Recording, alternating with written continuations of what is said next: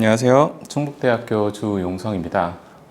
오늘 제가 여러분들에게 이제 강의 드릴 내용은 식물과 초식곤충의 상호작용에 대한 이야기입니다. 적을 알아야 살아남는다. 식물이 다양한 초식곤충 속에서 살아남는 법에 대해서 오늘 이야기를 드리도록 하겠습니다. 지피지기면 백전불태다 또는 지피지기면 백전백승이다 라는 이야기는 어디선가 이제 들어본 적이 있을 거라고 생각을 합니다. 나를 알고 적을 알았을 때 100번 싸워서 위태롭지 않다라고 하는 중국의 손자라고 하는 분이 이야기했던 내용인데요. 결국은 식물에게 지피지기면 백전불태다 라는 의미가 무엇일지에 대해서 오늘 제가 이야기를 하려고 합니다. 잘 아시는 것 같이 식물은 항상 생육하기 좋은, 살기 좋은 환경에서 사는 것은 아닙니다. 가끔 때론 보면 이렇게 살아가기 어려운 곳에서도 식물은 생존을 하기도 합니다. 이러한 환경에서 결국은 식물이 위태롭지 않게 진화적으로 생존할 수 있었던 비결이 무엇인가에 대해서 알아보도록 하겠습니다. 먼저 제가 던질 질문은 식물의 적이 누구인가에 대한 이야기입니다. 물론 무생물적인 요인들도 있겠지만은 오늘은 조금 더 이제 생물적인 요인들에 대해서 이야기를 해보도록 하겠습니다.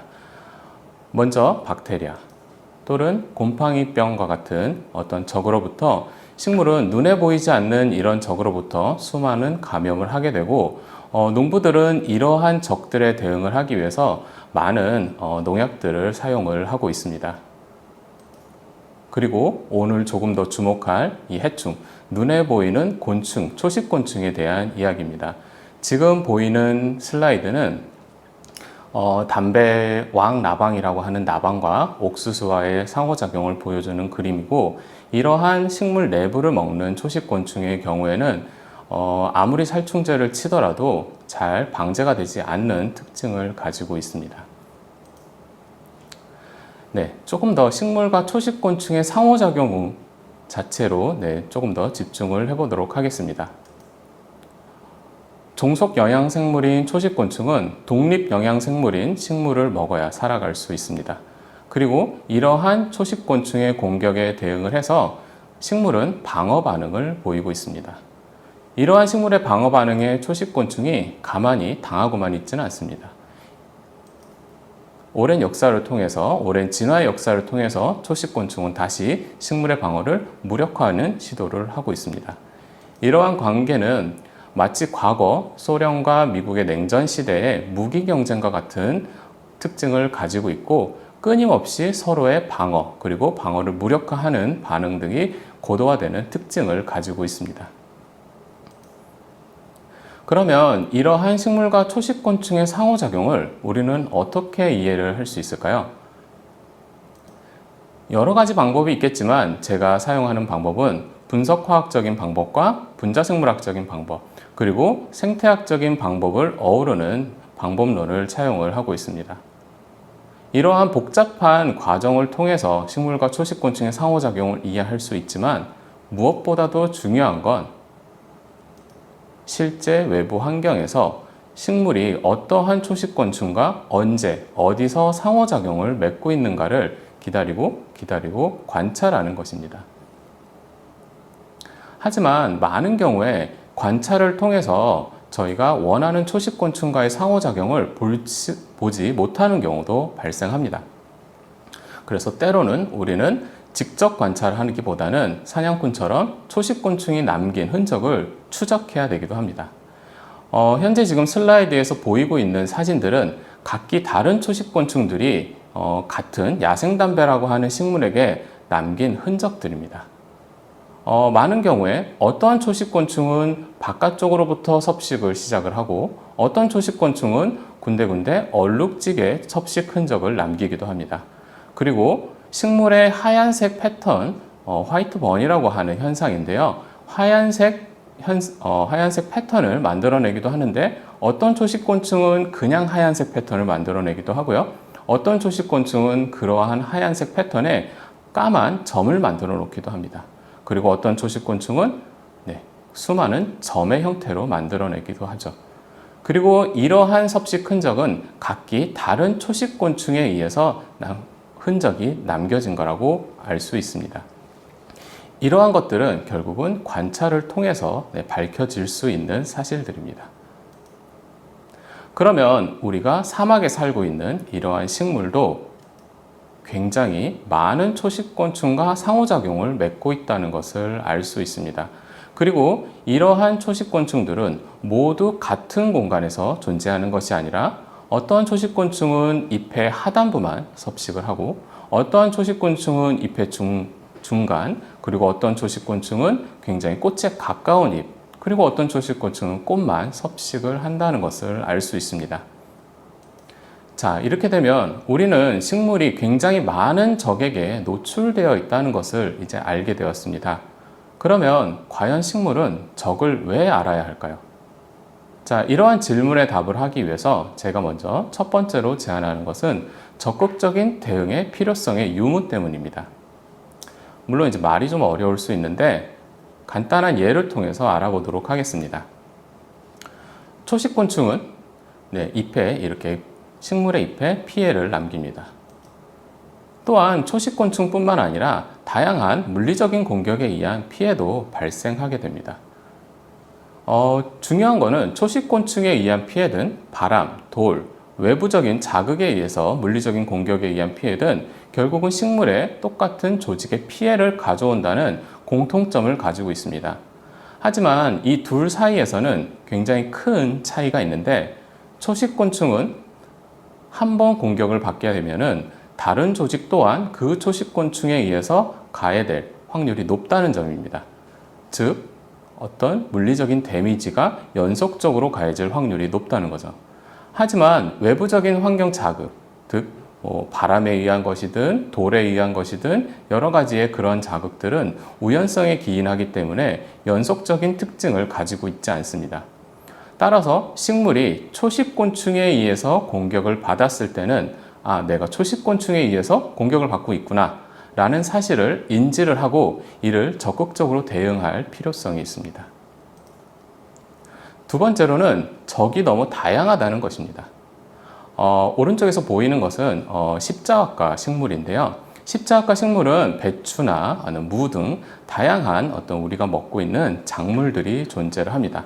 이런 십자학과를 섭식하는 초식동물들은 가령 잎을 먹는 친구들은 배추 좀나방 애벌레, 흰나비 애벌레, 그리고 파밤나방 애벌레, 벼룩잎벌레 성충들이 있습니다. 그리고 줄기는 무테두리 진딧물 등에 의해서 가해를 받고요. 그리고 종자 혹은 줄기 속은 다양한 좁쌀바구미 애벌레에 의해서 섭식 피해를 받습니다. 또한 좁쌀바구미 성충에 의해서도 꽃 등의 어떤 생기관들이 영향을 받는 것을 알 수 있습니다. 마지막으로 뿌리의 경우에는 뿌리파리 애벌레 그리고 벼룩잎벌레 애벌레 등에 의해서 지속적으로 공격을 받고 있습니다. 그러면 식물은 어떻게 다양한 초식곤충의 공격으로부터 살아남았을까요?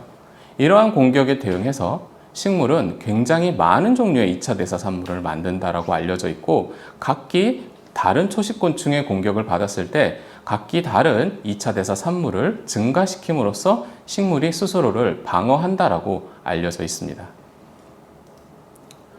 한 가지 사례를 들어서 설명을 드리도록 하겠습니다. 조직특이적 식물곤충의 상호작용을 설명하기 위해서 제가 박사과정 동안 제 아내와 함께 연구를 진행을 했던 담배줄기 바구미에 대한 내용입니다. 이 담배줄기 바구미라고 하는 바구미는 줄기의 외부에 이렇게 알을 낳습니다. 그리고 부화한 애벌레는 줄기 내부만을 이렇게 가해하는 특징을 가지고 있습니다. 이러한 특징을 기반으로 해서 저는 비교 전사체 분석을 실시하였습니다. 말이 좀 어려울 수 있는데 비교 전사체 분석이라고 하는 것은 결국은 특정 환경적 자극에 의해서 어떠한 유전자가 특이적으로 증가하는지를 알아내는 방식이라고 할 수 있습니다. 이를 위해서 식물의 잎이 잎 초식곤충에 의해서 공격을 받았을 때와 식물의 줄기가 줄기 초식곤충에 의해서 공격을 받았을 때 이 두 가지를 비교를 하여서 식물의 줄기가 줄기 초식곤충 특이적으로 증가시키는 유전자들이 무엇이냐라는 것을 알아보았습니다. 그 결과 굉장히 다양한 그룹들의 유전자가 증가하는 것을 확인할 수 있었습니다. 굉장히 다양하게 증가를 하지만 그 중에서도 제가 주목을 한 것은 페닐 프로파노이드 계열의 물질의 합성입니다. 왜냐하면 이러한 계열의 유전자들은 식물의 다양한 2차 대사 산물을 합성하는데 중요한 역할을 한다고 알려져 있기 때문입니다. 그 중에서도 특히 리그닌과 관련된 유전자군이 크게 증가하는 것을 확인할 수 있었습니다. 이를 통해서 아마도 식물의 줄기가 잎에서와는 다르게 리그닌을 기반으로 줄기 초식곤충을 방어하는 게 아닌가라는 질문을 던지게 되었습니다. 그리고 이에 답을 하기 위해서 줄기 초식곤충의 공격 전 줄기와 줄기 초식곤충의 공격 후 줄기를 비교를 하여 리그닌의 어떤 그 이미지 분석을 실시하였습니다. 그 결과 이러한 분석은 리그닌이 있을 경우에 붉게 염색되는 특징을 가지고 있는데 지금 현재 보이는 슬라이드에서의 사진과 같이 초식곤충에 의해서 공격받은 후 줄기가 굉장히 붉게 변한다는 것을 확인할 수 있었습니다. 또한 이를 정량적으로 검출을 하여서 확실히 줄기 초식곤충에 의해서는 잎 초식곤충과는 다르게 리그닌이 크게 증가한다는 것을 확인할 수 있었습니다. 그 다음으로는 과연 리그닌이 줄기 초식곤충 방어에 정말 중요한 역할을 하는가라는 질문에 답을 하는 것입니다. 다음은 리그닌 합성 과정에 대한 간단한 모식도인데요. 특히 리그닌 합성 과정의 마지막 유전자라고 알려진 시나모일 알코올 디하이드로지네이즈 CAD라고 불리는 이 유전자를 제어를 함으로 해서 리그닌 합성을 저해된 식물을 만들었습니다. 이를 통해서 잎을 가해하는 초식곤충과 줄기를 가해하는 초식곤충, 두 초식곤충의 어떤 성장을 비교를 하여 과연 리그닌이라는 물질이 식물의 방어에 중요한 물질임을 확인하는 과정을 거쳤습니다. 현재 보이고 있는 그래프에서 볼 수 있듯이 잎을 가해하는 초식곤충은 정상 식물과 리그닌 합성 저해 식물에 전혀 영향을 받지 않는 것을, 차이가 없는 것을 확인할 수 있었습니다. 하지만 줄기를 가해하는 초식곤충의 경우에는 리그닌 합성이 저해됐을 때 그 성장이 크게 증가하는 패턴을 확인할 수 있습니다. 이는 식물 줄기의 리그닌이 방어에 굉장히 중요한 역할을 한다는 증거로 활용될 수 있습니다. 자, 다음 질문은 생각해보면 가장 중요한 질문이라고 할 수 있는데요. 과연 식물은 어떻게 초식곤충을 구분할까요? 일반적으로 식물은 외부의 자극을 인식하는 과정에서 다양한 생명체들은 라이간드라고 불리는 물질을 특정 수용체가 인식하는 방식으로 진행된다고 알려져 있습니다. 하지만 식물과 초식곤충의 경우에는 이러한 관계가 잘 알려져 있지 않았는데요. 최근에 2020년에 돼서야 초식곤충 유래 물질, 햄프라고 불리는 물질이 있는데 이러한 물질을 인식하는 식물의 수용기가 있다라는 것이 처음 발견되었습니다. 저는 이제 이러한 발견을 기반으로 아마도 식물이 다양한 초식곤충이 만들어내는 각기 다른 유래물질, 진딧물 특이적인 유래물질, 배추 좀나방 특이적인 유래물질, 그리고 파밤나방 특이적인 유래물질이 있을 거라고 생각을 하고 아마도 식물이 이러한 다양한 수용체 조합을 통해서 각각의 초식곤충을 구분하는 것이 아닐까라고 생각하고 있습니다. 제 지금 물음에서 아마 어떤 분들은 이제 벌써 캐치를 하셨을 텐데요. 아직까지 이러한 연구는 진행되어 있지 않습니다. 현재 제가 진행 중인 연구고요. 아마도 5년 뒤에는 여러분들에게 조금 더 자세한 이야기를 할 수 있지 않을까 생각하고 있습니다. 네, 오늘 세미나를 강연을 들어줘서 정말 감사하고요. 네, 오늘 강연 여기서 마치도록 하겠습니다. 감사합니다. Good friend, KSMCB, good friend.